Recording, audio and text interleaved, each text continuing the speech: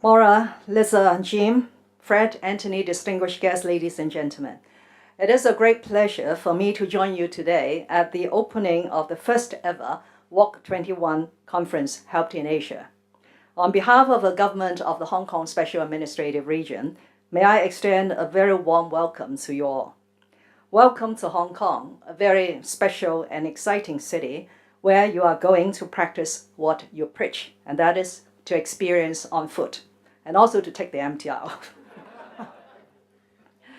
Let me first congratulate Civic Exchange for putting together this Walk21 International Conference in Hong Kong and assembling a large number of distinguished speakers and practitioners in city planning from many parts of the world. No wonder you need a 5-day conference to accommodate the rich programs and the generous sharing of best practices by speakers and delegates.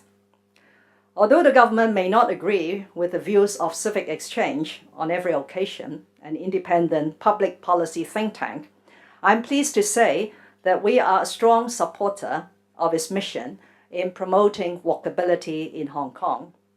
And by the way, when I mention that the government does not on every occasion agree with Civic Exchange, it doesn't mean that I'm saying we are right and they are wrong.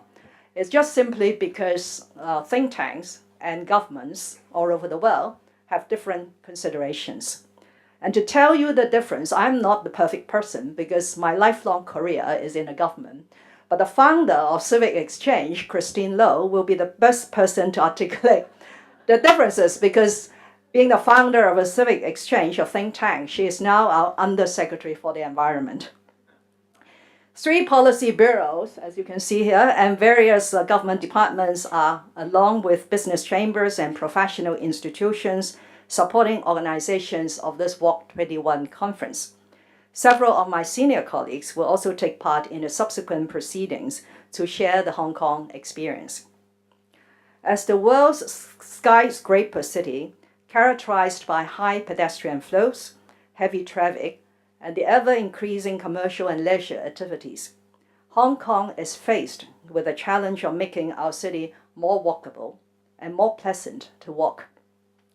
While our high-density and compact urban development has already over the years benefited from a network of footbridges, walkways, lifts, and escalators to improve mobility, there is rising public aspiration for a greener transport environment and a more convenient and comfortable pedestrian network, linking together developments in the same area, public transport nodes, and other existing pedestrian facilities. To meet that aspiration, city planners, transport officials, and policymakers have to come up with new, innovative, and creative solutions, leveraging on technology and partnership. As we embark on this week-long conference on walkability, let me share 3 observations on the subject with you. The first one is that walkability is a key element for sustainable cities. A walkable city is becoming a vision shared by more and more people who can see new social, environmental, and economic benefits through reconnecting themselves to the most original form of mobility, and that is walking. At the same time, the call is echoed by many governments preparing for climate change and sustainability challenges. They put walkability high on their agenda. This is where we are, seeking a meeting of minds, both bottom-up and top-down, facilitating an intersection of multiple disciplines and embracing partnership opportunities. In Hong Kong, it has been part of our policy to provide good pedestrian connections to encourage people to cover the first mile and last mile by walking when accessing our extensive public transport system. These come in various forms like footpaths, elevated walkways, covered walkways at grade, and subways. We have introduced several pedestrianization or traffic calming schemes and invigorated harbour fronts and riversides to entice people to walk. Along this vision, since the present term government came to office in July 2012, we have pushed ahead with the Universal Accessibility Program, involving more than 200 projects now in progress, to make public walkways barrier-free and more inclusive, especially for elderly persons and people with disabilities. In the light of an aging population, the Chief Executive's 2016 policy address has set out ways to further improve the pedestrian environment for the benefit of all, especially the elderly. Nowadays, we look not only to reducing vehicle usage, but also to enhancing interaction in the neighborhood, promoting community building and a healthier society. This is part and parcel of the government's people-based planning strategy. We seek to make walking not only more convenient, but also more enjoyable.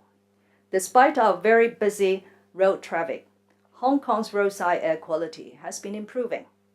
Over the past 5 years, the roadside concentrations of major air pollutants, namely respirable suspended particulates, fine suspended particulates, nitrogen dioxide and sulfur dioxide, have all reduced by some 20 to 30%.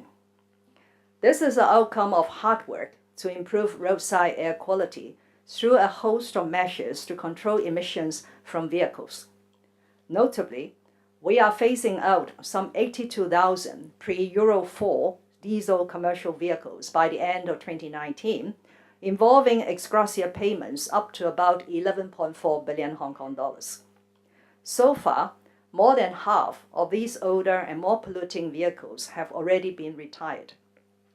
Last year, we have set up franchised bus low-emission zones in 3 busy corridors in the center of the city. We are subsidizing the franchised bus companies to retrofit older buses with selective catalytic reduction devices to upgrade their emission performance to Euro 4 or above level.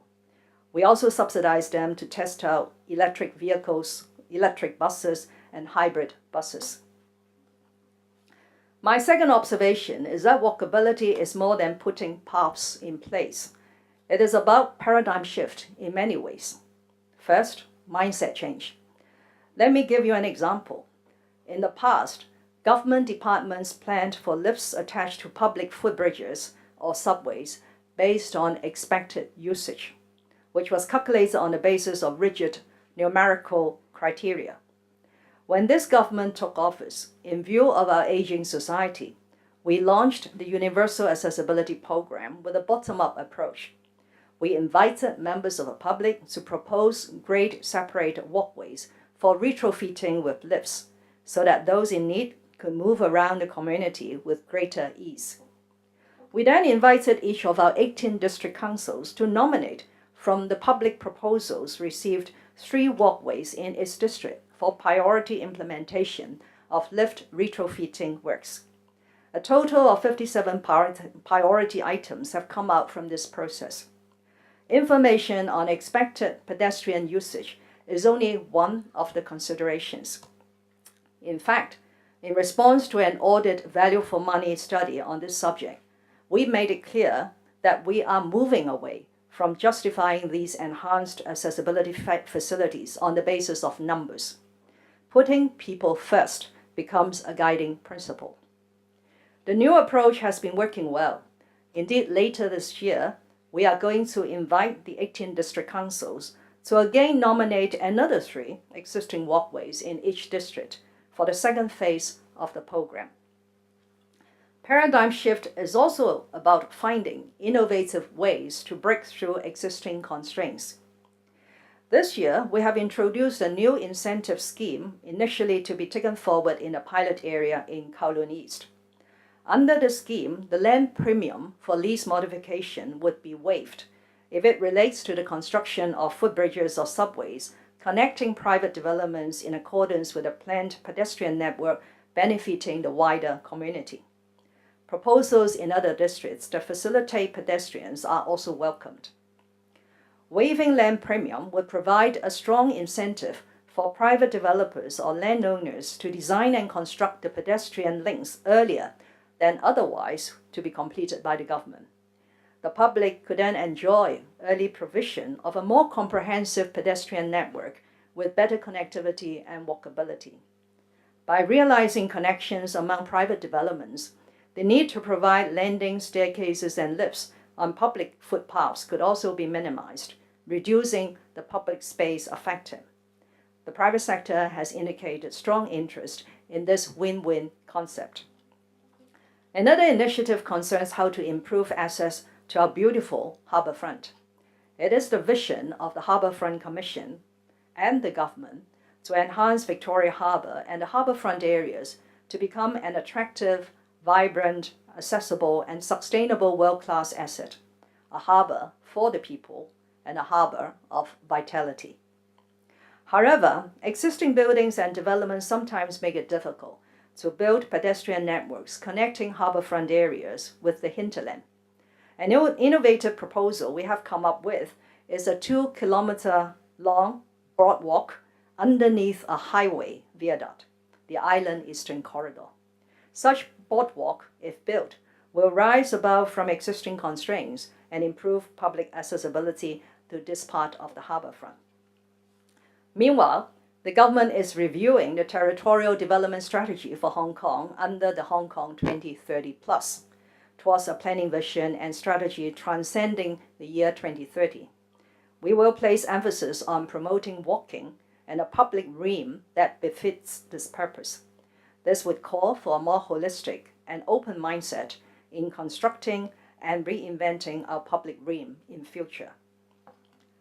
My third and last observation is that the endowments of different cities make it possible for walkability to be realized in many different ways. Technology is one way to enable smart mobility and smart engagement of walkers. Transformative urban and transport planning is another way to make a city more walkable by design. Innovative engineering has opened up new solutions to help overcome hilly terrains or water bodies. Social research could bring insight on how walking also functions as a placemaking and community building tool, and so on. For Hong Kong, a compact, layered city that handles more than 14 million commuter trips on vehicles a day, making progress in walkability is no small challenge. In the past, we tended to rely on a vehicular-based transport approach, and our community cared more for the interests of passengers and car drivers. We also had to take into account space limitations, competing demands, and planning requirements. Now, we are opening up new planning horizons, forging new community awareness and consensus to strike a better balance between pedestrian and vehicular mobility needs. We are using Kowloon East as a pilot area to experiment smart city features, including, of course, smart mobility. Finally, cities will not be walkable if they are not safe. For those of you who have read Jane Jacobs' Death and Life of American Cities, published over half a century ago, one of the first few chapters was on sidewalks and safety. And the interesting thing is not just that cities are more walkable because they are safe. Indeed, vice versa is also true. The cities are safer if they are more walkable.